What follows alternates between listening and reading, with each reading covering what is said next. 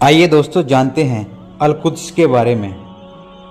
Al-Quds शहर से जुड़ी कई ऐसी बातें हम जानेंगे इस वीडियो में, जिसमें मुस्लिम, यहूदी, ईसाई लोग इसको अपना पवित्र स्थान मानते हैं। तो वो किस लिए इसे अपवित्र स्थान मानते हैं, तो हमारे साथ वीडियो में बने रहिए, हम आपको बताते हैं। यरूशलेम ईसाई, यहूदी और मुस्लिम सभी इसी शहर से प्यार करते हैं और अपने धर्म की अलग अलग कहानियों से जोड़ते हैं, जिनके इतिहास को लेकर विवाद है। हिब्रू में इसे यरूशलेम कहते हैं और अरबी में इसे अल-कुद्स। ये दुनिया के सबसे पुराने शहरों में से एक है। यह शहर अक्सर विभिन्न धर्मों के लोगों के बीच विभाजन और संघर्ष की कहानियों का केंद्र रहा है, लेकिन इसकी पवित्रता को लेकर सबकी एक ही राय है। ये पुराना शहर संकरी गलियों और ऐतिहासिक वास्तुकला का एक संगम है। ये चारों भागों में बटा हुआ है, जो कि जहाँ ईसाई, मुस्लिम, यहूदी और आर्मीनियाई सभ्यता के अंश हैं। दुनिया के सबसे पवित्र स्थलों में से एक ये शहर किसी किले जैसी पत्थर की दीवार से घिरा हुआ है। हर भाग अपनी आबादी को दर्शाता है।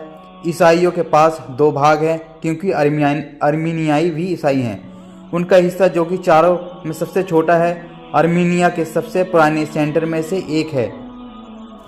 मस्जिद मुस्लिम क्वार्टर चारों में से सबसे बड़ा है। यहाँ पर डोम ऑफ रॉक और अल अक्सा मस्जिद स्थित है। इसे मुसलमानों को हरम अल शरीफ या पवित्र जगह की तरह माना जाता है। ये मस्जिद इस्लाम का तीसरा सबसे पवित्र स्थल है और वक्फ नामक एक इस्लामिक ट्रस्ट के प्रशासन के अधीन है।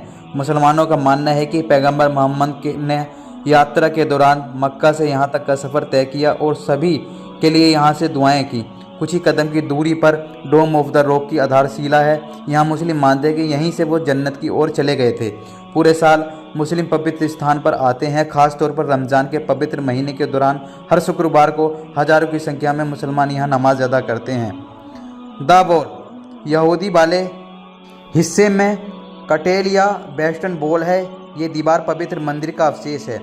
उस मंदिर के अंदर यहूदियों का सबसे पवित्र स्थान था। यहूदी का मानना है कि यही वो जगह है जहाँ आधारशिला रखकर पूरी दुनिया का निर्माण किया गया था और यहीं पर इब्राहिम ने अपने बेटे आइजैक की कुर्बानी दी थी।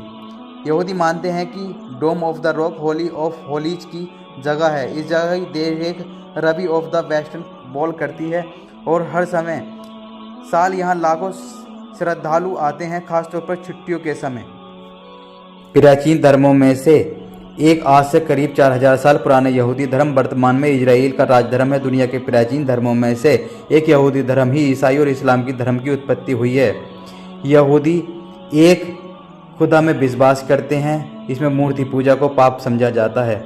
इब्राहिम यहूदी धर्म की शुरुआत पैगंबर इब्राहिम अलैहिस्सलाम से मानी जाती है, जो ईसा से 2000 पहले हुए थे। पैगंबर आले इब्राहिम के पहले बेटे का नाम हजरत इसहाक था और दूसरे का नाम हजरत इस्माइल अलैह था। दोनों पिता के पिता एक थे, किंतु माँ अलग अलग थी। हजरत इसहाक की माँ का नाम सरहा था और हजरत इस्माइल की माँ का नाम हाजरा था।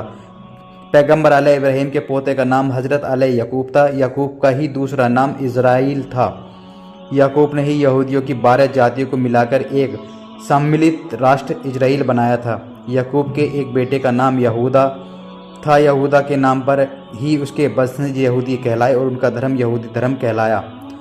हज़रत इब्राहिम को यहूदी, मुसलमान और ईसाई तीनों धर्मों को लोग अपना पितामह मानते हैं। आदम से इब्राहिम और इब्राहिम से मूसा तक यहूदी, ईसाई और इस्लाम सभी के पैगंबर एक ही हैं, किंतु मूसा के बाद यहूदियों को अपने अगले पैगंबर के आने का अब भी इंतजार है।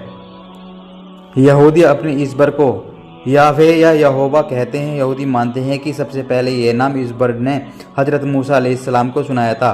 ये शब्द ईसाइयों और यहूदियों के धर्म ग्रंथ बाइबिल के पुराने नियम में कई बार आ जाता है। ईसा से लगभग 15 वर्ष पूर्व इब्राहिम के बेटे के बाद यहूदी इतिहास में सबसे बड़ा नाम पैगंबर मूसा का है। मूसा ही यहूदी जाति के प्रमुख व्यवस्थाकार हैं। मूसा को पहले ही से ही चली आ रही एक परंपरा को स्थापित करने के लिए कारण यहूदी धर्म का संस्थापक माना जाता है। ईश्वर के 10 आदेश मूसा मिस्र की फराव के ज़माने में हुए थे। ऐसा माना जाता है कि उनको अपनी माँ ने नील नदी में बहा दिया था। उनको फिर फराव की पत्नी ने पाला था। बड़े होकर वे मिस्र राजकुमार बने। बाद में मूसा को मालूम हुआ कि वो तो यहूदी है और उनका यहूदी राष्ट्र अत्याचार सह रहा है और यहाँ यहूदी गुलाम है, तो उन्होंने यहूदियों को इकट्ठा कर उसमें नई जागृति फैलाई।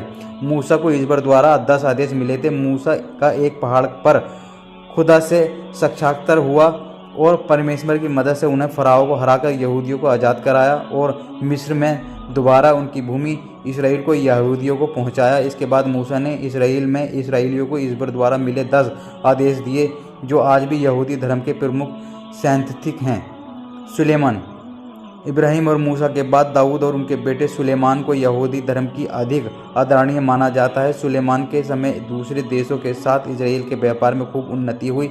सुलेमान का यहूदी जाति के उत्थान में महत्वपूर्ण योगदान रहा है। 37 वर्ष की योग्य शासन के बाद सन 937 ईस्वी में सुलेमान की मृत्यु हुई।